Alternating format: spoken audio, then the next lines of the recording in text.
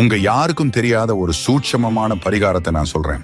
கடவுள் மீது நம்பிக்கை இருக்கவங்க இந்த வீடியோவுக்கு ஒரு லைக் கொடுத்துட்டு நம்ம சேனலை சப்ஸ்கிரைப் பண்ணிட்டு வீடியோவை முழுசா பாருங்க. பொதுவாக நாம் அனைவரும் சிவன் கோவிலுக்கு செல்வோம். அப்படி செல்லும் போது அங்குள்ள மூலஸ்தவருக்கு அர்ச்சனை பண்ணி முடிச்ச உடனே பொதுவா நம்ம எல்லாருக்கும் பிரசாதமும் பூவும் தருவாங்கல்ல. அந்த பூவை சிவனுக்கு எதிரில் இருக்கும் நந்திதேவர் மேலேயோ இல்ல அருகிலையோ வச்சுட்டு வாங்க.